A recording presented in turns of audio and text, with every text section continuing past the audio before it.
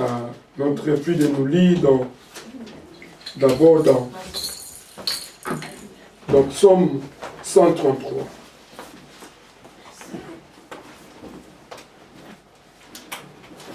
Psaume 133.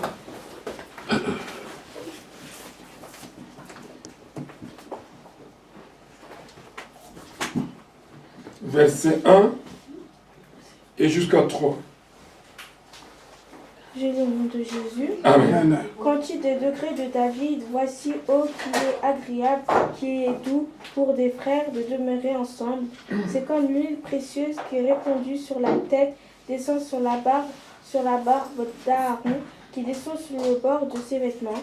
C'est comme la rosée de l'Hermon qui descend sur le montagne de Sion, car c'est là que l'Éternel envoie la bénédiction, la vie pour l'éternité. Amen. Amen. Je vous en prie, mettez-vous. La fois passée, nous avons vu les grands thèmes. La raison d'être dans l'Église. On avait décortiqué long et large. Mais aujourd'hui, nous voyons les premiers sous-thèmes, parce qu'il y a 3 sous-thèmes. Le premier sous-thème, c'est pourquoi faut-il aller à l'église? Et deuxième sous-thème, le monde est dans l'église. Troisième sous-thème, les ressources de l'église. Mais aujourd'hui, nous voyons les premiers sous-thèmes.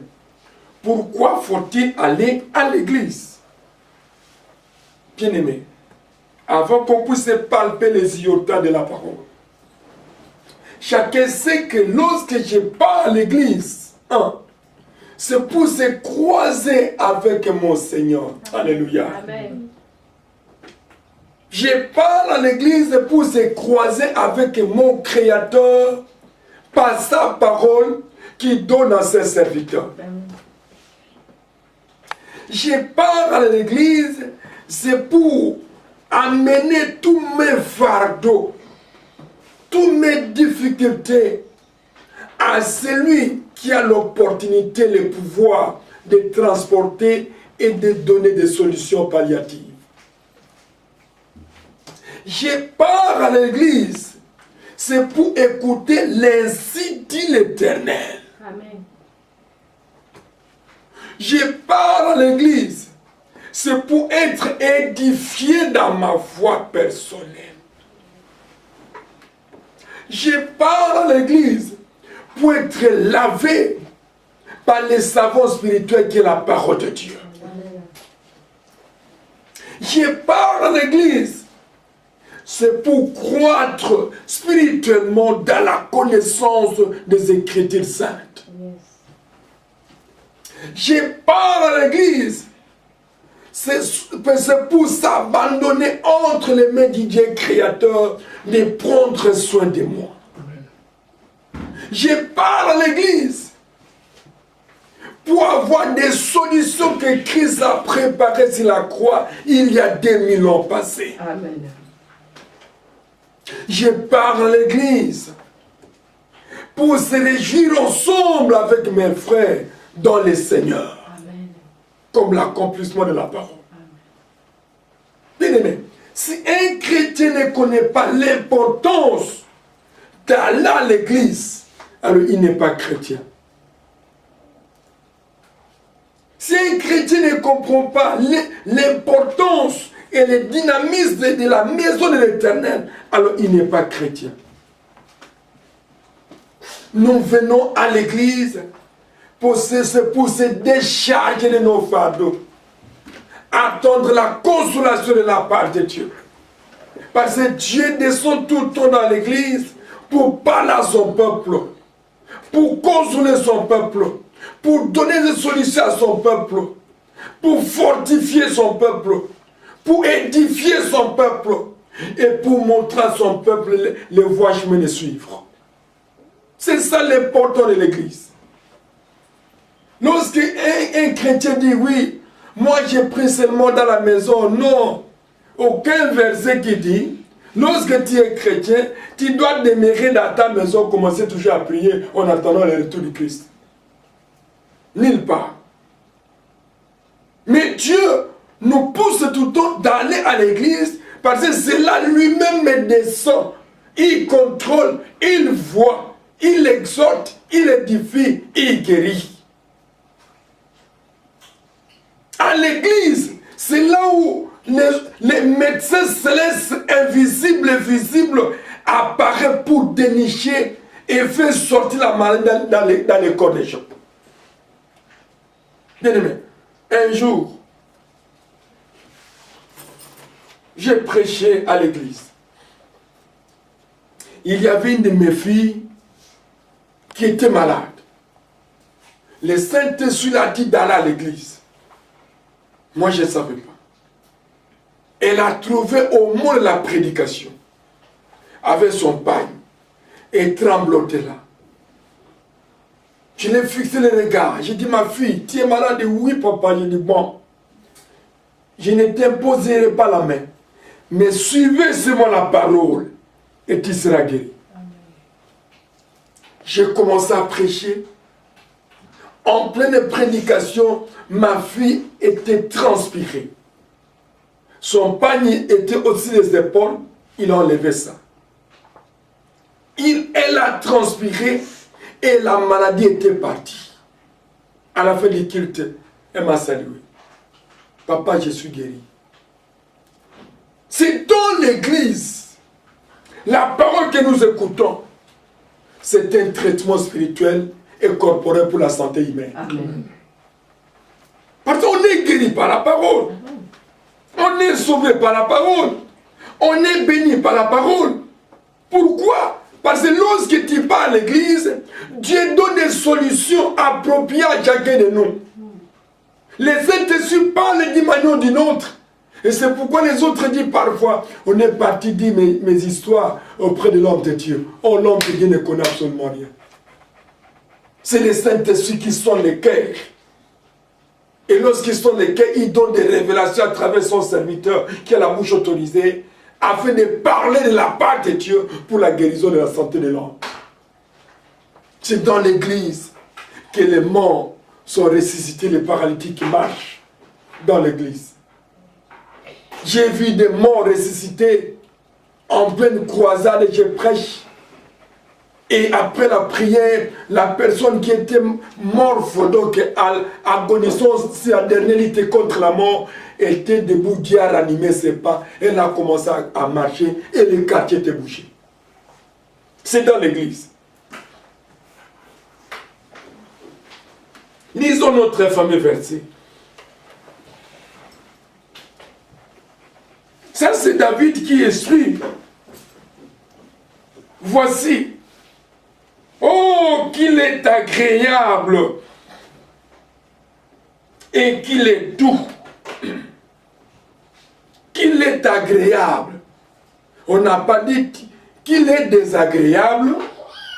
On n'a pas dit qu'il est mauvaise. On n'a pas dit qu'il ait des problèmes. On n'a pas dit qu'il ait des soucis. Mais on a dit qu'il est agréable.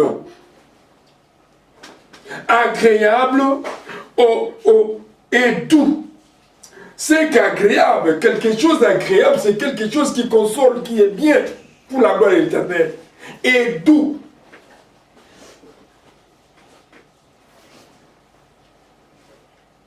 Pour des frères de demeurer ensemble. Ça, c'est David qui dit. Lorsque nous venons à l'église, c'est agréable à Dieu. C'est dans l'église que vous avez la paix. Alléluia.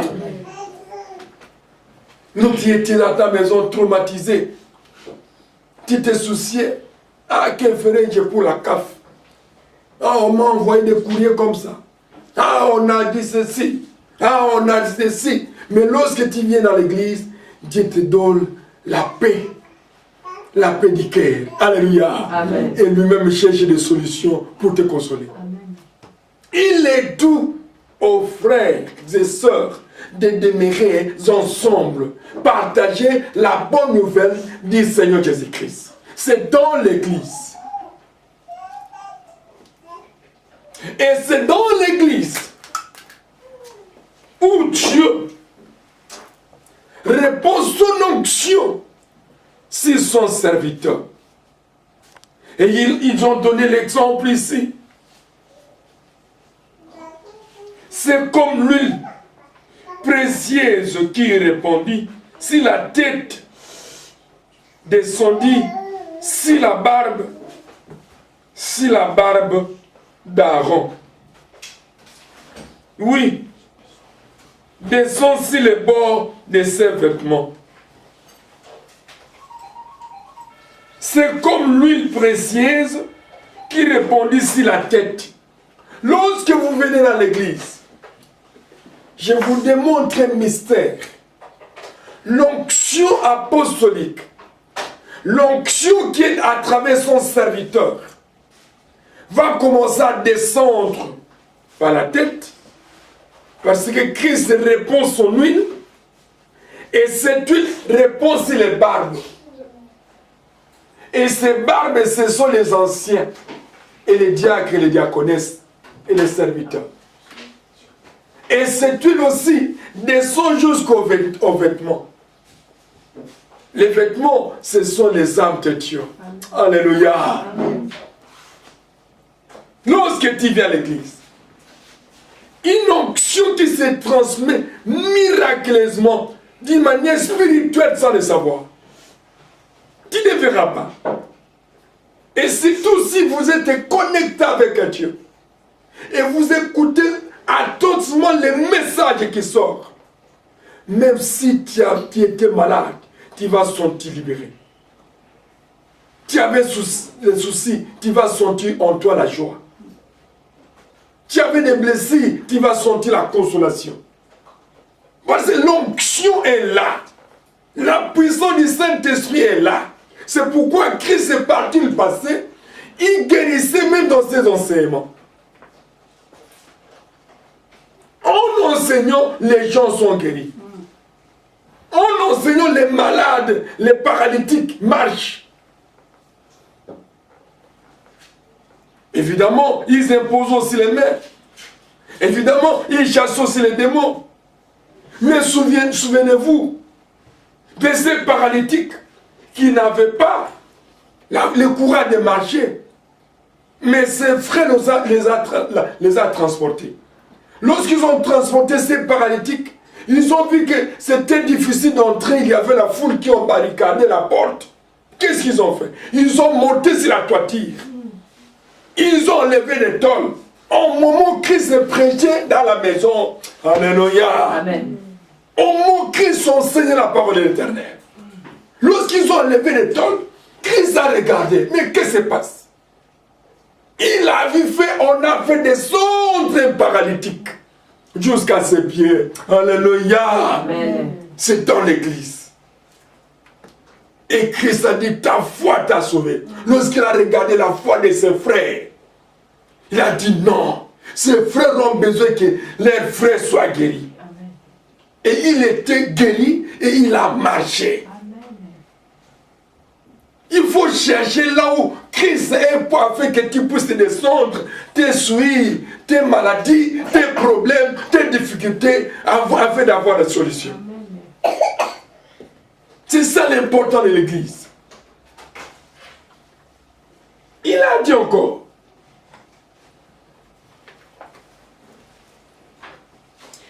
comme la rosée de l'Hermon qui descend sur la montagne de Sion. La rosée d'Hermon qui descend sur la montagne de Sion. C'est le symbole de l'onction du Saint-Esprit. Les symboles de la puissance du Saint-Esprit. C'est dans l'église que Dieu travaille. C'est dans l'église que Dieu opère. C'est dans l'église que Dieu donne la délivrance. Amen. Alléluia. Amen.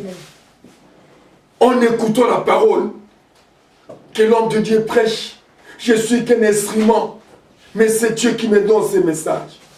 Et Dieu est derrière la parole de ses serviteurs pour accomplir ses besoins et sa volonté. C'est dans l'Église. Car c'est là que l'Éternel envoie la bénédiction, la vie pour l'éternité. C'est dans l'Église que Dieu envoie la bénédiction. Dieu envoie la faveur. C'est dans l'Église. Il vous voit concentré, écouter sa parole. Il répond la bénédiction au temps convenable dans la vie de chacun. Tu étais parfois soucié en sortant. Dieu ouvre une opportunité pour te consoler parce que tu étais venu dans l'église. Alléluia. Amen. Deuxième verset. Hébreux chapitre 10. Verset 25.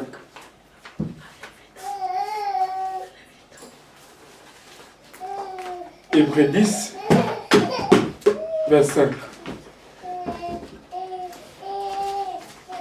Celui qui a vu pour se lire. Dieu, au nom de Jésus. Amen. N'abandonnons pas notre assemblée comme c'est la coutume de quelques-uns, mais exhortons-nous réciproquement, et cela d'autant plus que vous voyez s'approcher le jour. Car si nous péchons volontairement après avoir reçu la connaissance de la vérité, il ne reste plus de sacrifice pour les péchés, mais une attente terrible du jugement et l'ardeur d'un feu qui dévorera les rebelles. Celui qui a violé la loi de Moïse meurt sans miséricorde sur la déposition de 2 ou 3 témoins. De quel pire châtiment pensez-vous que serait jugé digne celui qui aurait foulé aux pieds le Fils de Dieu, qui aurait tenu pour profane le sang de l'alliance par laquelle il a été sanctifié, et qui aurait outragé l'esprit de la grâce. Jusque-là, 35. Toujours dans Hébreux 10. N'abandonnez donc pas votre assurance à laquelle est attachée une grande rémunération. 6. Car vous avez besoin de persévérance afin qu'après avoir accompli la volonté de Dieu, vous obteniez ce qui vous est promis. Amen. Amen. Que ma fille, que le Seigneur te bénisse. Il a dit, n'abandonnons pas nos assemblées. Notre assemblée. L'assemblée de même ici à Paris, c'est ici au mai. On ne peut pas abandonner notre assemblée. Ça, c'est la Bible qui dit, ce n'est pas moi. C'est que lorsque vous absentez à l'église, vous péchez contre Dieu. Dieu ne collabore jamais avec les absentéismes. N'abandonnons pas notre assemblée, car comme c'est la coutume de quelques-uns. Les païens ont leur coutume. La coutume des païens que chaque week-end, chaque jour de sabbat, on se retrouve autour d'une table, prendre un verre et se dire de n'importe quoi. Que ce soit des critiques, que ce soit de bobards, ça c'est à eux. Je ne porte pas un jugement contre quelqu'un. Car c'est de leur coutume. Il y a d'autres familles, chaque dimanche, que ce soit au pays, que ce soit ici, ils se réunissent comme si des rencontres. On prépare, on mange. C'était la rencontre circonstancielle parce qu'on ne se voit pas à cause des différentes villes et des occupations que nous vivons. Chaque dimanche, on se réunit. Il y a des clubs ou des associations. Chaque samedi ou chaque dimanche, ils se réunissent. Ça, c'est leur coutume. pour pallier et voir comment est-ce qu'ils sont en train de marcher. Et à la fin, on prend les bières, ainsi de suite. Mais nous, on ne peut pas abandonner notre assemblée. Notre coutume est de venir dans la maison de l'Éternel.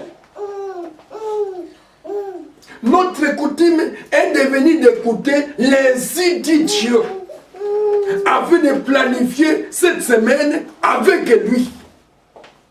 Notre coutume est de venir recevoir ce que Dieu a prévu pour nous pour la journée de dimanche. Et lorsque Dieu prévoit quelque chose pour toi ce dimanche, c'est que cette chose que Dieu a prévue, ça sera comme un pavement de victoire pour cette semaine. On ne peut pas abandonner l'assemblée. Lorsque vous abandonnez l'assemblée, vous péchez contre Dieu. Parce que Dieu te voit. Il compte. Il voit votre persévérance. Et il n'y a pas la bénédiction sans combat. Il n'y a pas l'élévation sans persévérance. Alléluia. Amen. Et c'est dans l'assemblée. Dieu te voit persévérant. Il dit non. C'est toi. C'est ton fond. Non. Je l'ai vu. Qu'il pleuve, qu'il neige. Il est là. Qu'il ait manque de train. Il est là.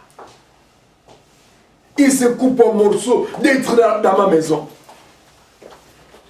Et même si votre problème avait pris beaucoup de temps, il va réduire dans quelques jours, il te donne la réponse. Et c'est en ce moment-là, il va faire des miracles. Il ajoute encore un verset profond. C'est la coutume de quelques-uns, mais exhortons-nous réciproquement. Et cela d'autant plus que vous voyez s'approcher les jours. On ne peut pas abandonner, mais on doit s'exhorter réciproquement. Vous m'exhortez, moi aussi je vous exhorte. Les jours aussi s'approchent. Que ces jours s'approchent? Les jours du Seigneur Jésus-Christ. Amen. Alléluia. Amen. Pendant ce parcours, on doit s'exhorter. On doit s'édifier. On doit se consoler. Les jours s'approchent. Aucun homme qui peut me détailler, à moins qu'il soit magicien, de connaître le reste des jours de sa vie sur cette terre. Personne, même moi, je ne connais pas. J'ai totalisé autant d'années X sur la terre. Mais ce qui me reste pour mourir, aucun ne connaît. Et c'est pourquoi on doit s'exhorter dans la parole, en venant dans la maison de l'Éternel, et les jours aussi s'approchent. Les jours du Seigneur s'approchent. Alléluia. Amen. Il ajoute encore.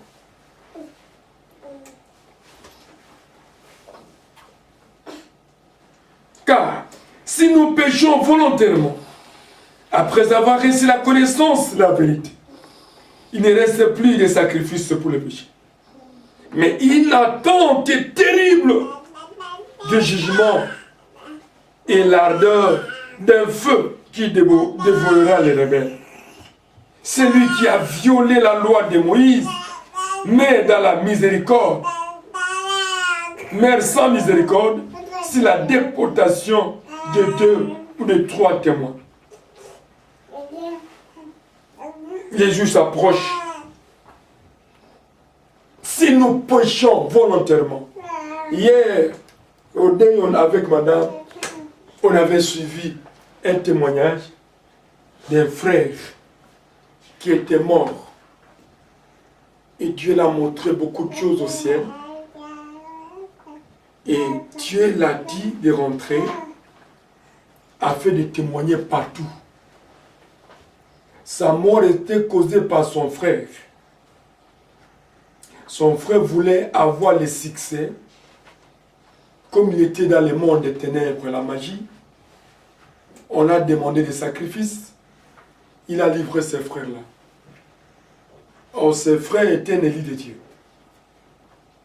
Et dans sa mort, avant qu'on puisse l'ensevelir. Il était déjà mourant. On l'a embelli, tout.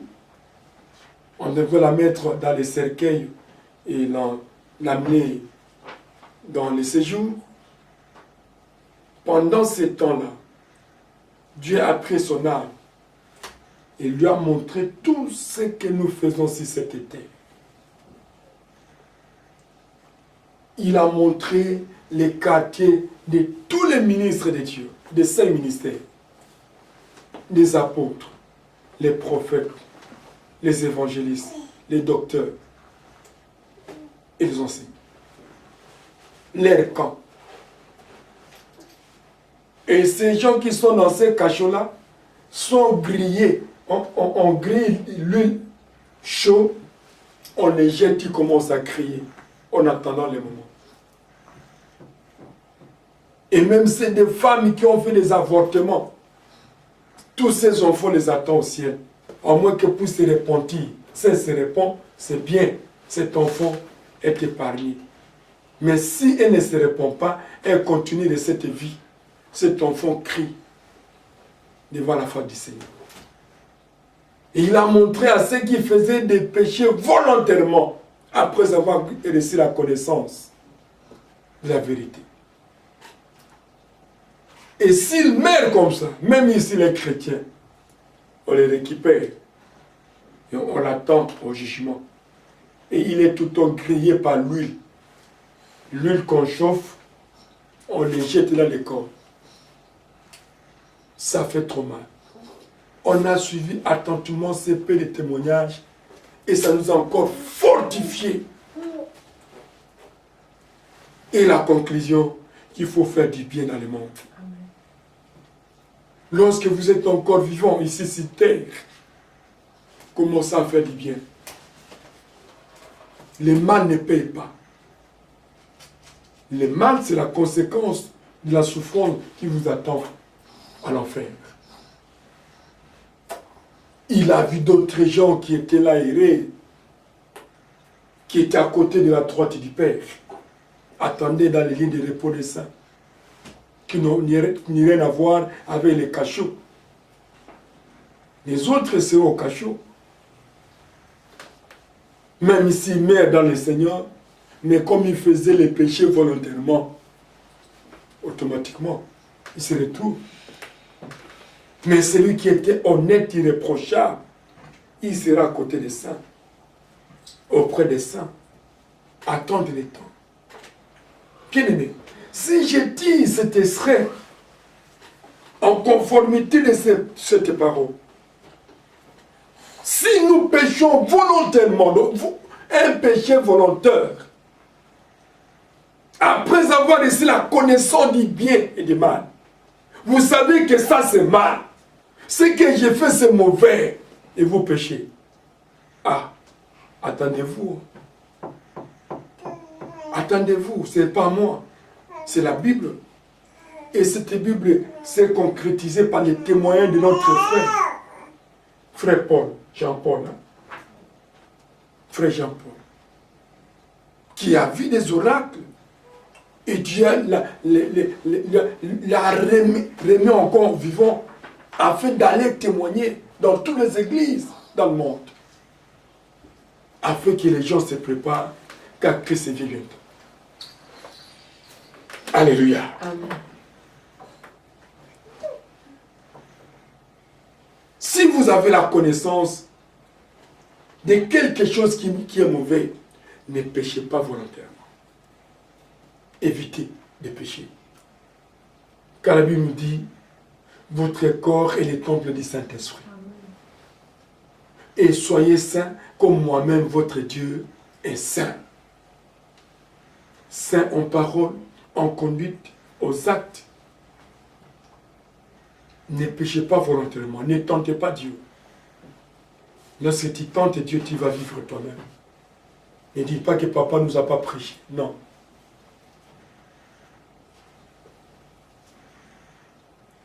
Celui qui a violé la loi de Moïse meurt sans miséricorde. À l'époque mosaïque, ceux qui violaient la loi, on les lapidait. Alléluia. on est lapidé. Mais nous sommes dans les temps de la grâce. Et ne profitez pas de cette grâce pour fouler aux pieds. Sinon, ça sera plus dangereux. Ça sera trop tard. Aucun parmi nous peut dénicher en disant qu'il me reste autant de jours pour mourir. Personne. Et personne ne connaît la façon dont il va mourir. Non. Nous tous, même moi. Mais je sais que nous attendons le retour de Christ et nous sommes par la foi. Alléluia. Amen. Qui vient nous prendre. Alors si nous attendons, marchons dans la crainte de l'Éternel. Marchons dans l'obéissance de la parole de l'Éternel. Fais plaisir à l'Éternel, pas aux hommes. On aime les sentiments. Donnez gloire à Dieu dans tout ce que nous faisons. Il ajoute encore.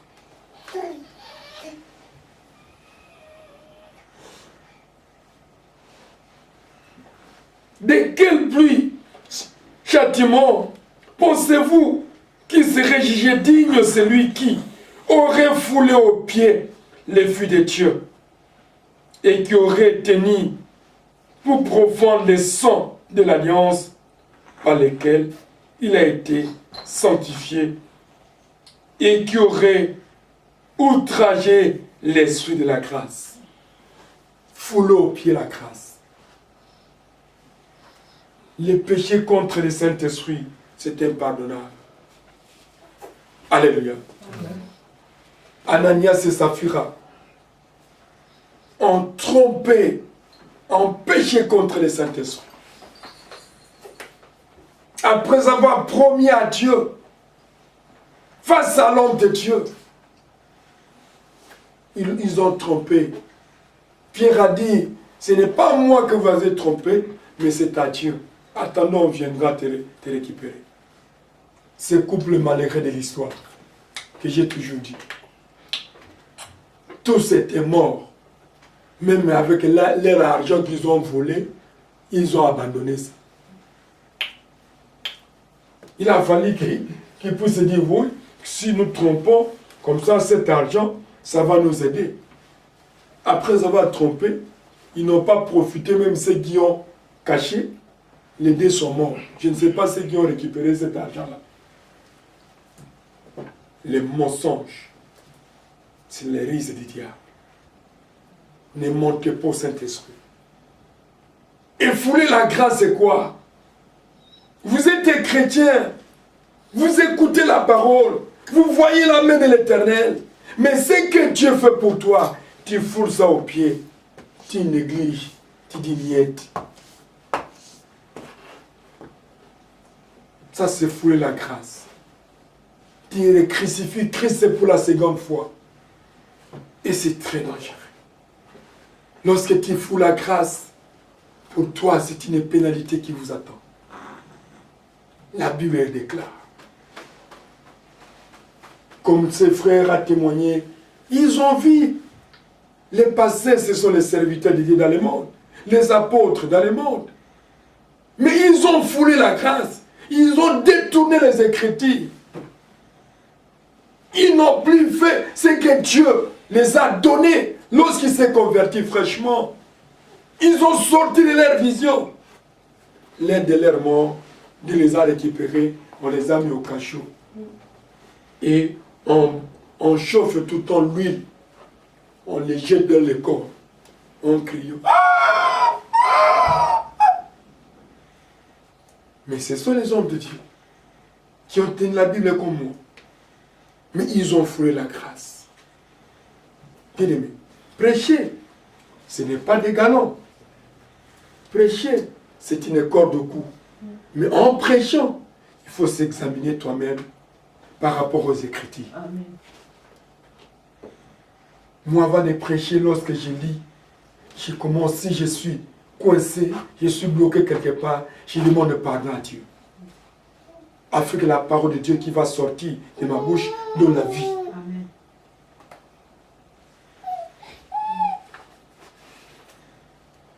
Dans le verset 35, N'abandonnons donc pas votre assurance à laquelle est attachée une grande rémunération. N'abandonnons pas votre assurance. Dans cette assurance que nous avons, c'est de là qu'on aura rémunéré, on sera rémunéré, on va nous payer. Notre salaire, c'est le salut qui nous attend. Amen. Alléluia. Amen. Et c'est pour cette raison, il ne faut pas abandonner votre assurance. Votre assurance est sur Jésus-Christ. Parce que celui qui a accepté Christ comme Seigneur et Sauveur, il est sûr de sa vie. Il est sûr de son enlèvement. Il est sûr de son salut. Il est sûr de toutes les solutions qui va traverser dans ce monde, que Jésus-Christ va lui donner les accords possibles et palliatifs. Paul dit, j'ai l'assurance que ni la mort, ni la persécution, ni la souffrance, ni les épreuves ne pourra me séparer de l'amour de Christ. L'assurance. N'abandonnons pas cette assurance-là. Pourquoi abandonner l'assurance? Parce qu'ils ne savent pas pourquoi faut-il aller à l'église. Si nous allons à l'église, c'est pour saisir notre assurance-là, demeurer dans cette assurance-là. On ne peut pas abandonner. Parce que c'est de là que nous aurons une grande rémunération, que chacun sera rémunéré de la manière dont il avait la foi, la détermination, la confiance envers Dieu qui servait pendant ce temps.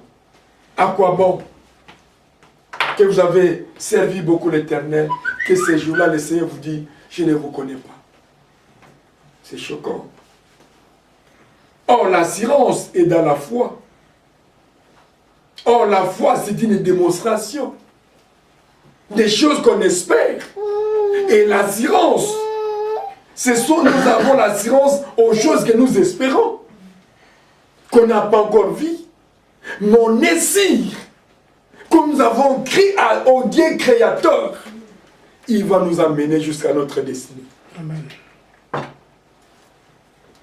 Alléluia. Amen. Il va nous amener jusqu'à notre destinée. N'abandonnons pas. Quels que soient les combats, n'abandonnons pas. Quel que soit l'hiver, n'abandonnons pas. Quel que soit le manque de train, n'abandonnons pas.